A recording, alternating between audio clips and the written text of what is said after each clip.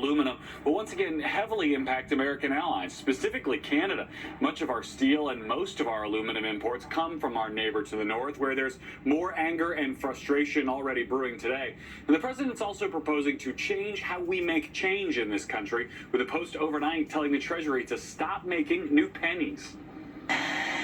President Trump making late-night news after watching the Super Bowl in person, the first sitting president to do so.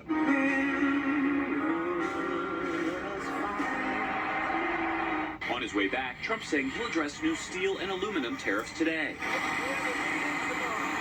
after announcing them on Air Force One before the game. Any steel coming into the United States is going to have a 25% tariff. The U.S. imports more steel from Canada than any other country.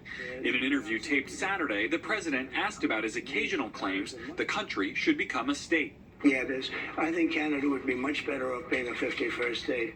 The president also teasing a midweek announcement of reciprocal tariffs, taxing imports from any country that taxes American exports. The ones that are taking advantage of the United States, we're going to have a reciprocity.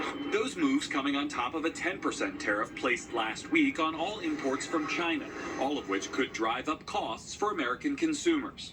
And overnight, another announcement that may literally affect Americans' wallets. The president posting he's instructing the Treasury to stop making new pennies, writing, "Let's rip the waste out of our great nation's budget, even if it's a penny at a time." As Trump also used his trip to New Orleans to expand on his foreign policy, doubling down on his controversial vision for the Middle East. I'm committed to buying and owning Gaza. And confirming that he spoke by phone with Russian President Vladimir Putin at least once about ending Russia's war in Ukraine. I expect to have many more conversations.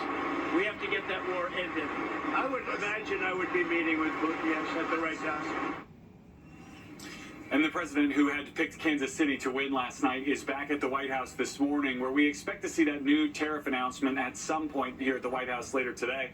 In Canada, officials are pointing out that the metals to be taxed under this plan support key U.S. industries, including things like defense and making cars. And the Premier of Ontario is already complaining of shifting goalposts and constant chaos with this new administration. Savannah? All right, we'll see where it heads today, Garrett. Thank you. All right, from that to some new developments in the administration's push to overhaul the government, including a move to shut down an agency that's designed to protect consumers.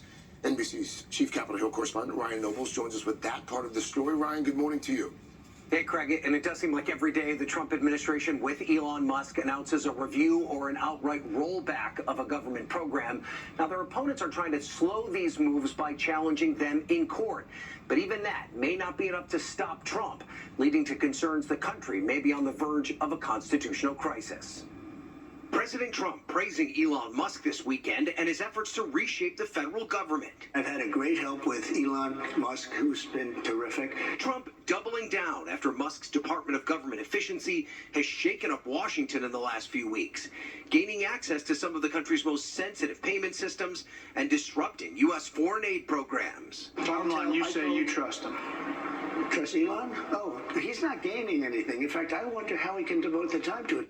The president now saying he will tell Musk to do the same with the American education system and the Pentagon. To go check the Department of Education. He's going to find the same thing. Then I'm going to go to the military. Then we're going to find billions, hundreds of billions of dollars of fraud and abuse. The changes so far have faced a number of legal challenges.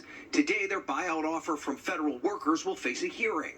And over the weekend, another judge temporarily blocking Doge's access to the Treasury Department. The Trump team and now Musk suggesting a judge's decision may not be the final say. Musk posting that the judge should be impeached. Vice President J.D. Vance writing, judges aren't allowed to control the executive's legitimate power. And the president weighing in on the legal hurdles twice yesterday. I disagree with it 100%. I think it's crazy. No judge should frankly be allowed to make that kind of a decision. It's a disgrace. With Democrats sounding the alarm.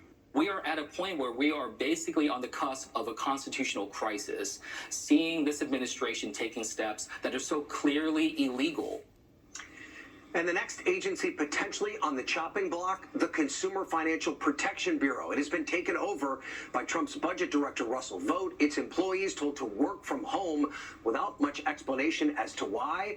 All this as Musk posted on X, CFPB RIP. Craig?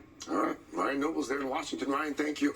And now to some heart-stopping moments in Pennsylvania. An explosion at a manufacturing plant, and it was caught on camera. Whoa! That happened in Sagertown in the northwest corner of the state. It sent at least 13 people to the hospital, including 6 firefighters who were battling the flames. All of the injuries, though, are said to be non-life-threatening. This morning, that shelter-in-place order has been lifted. Officials are monitoring the air quality very closely. Still no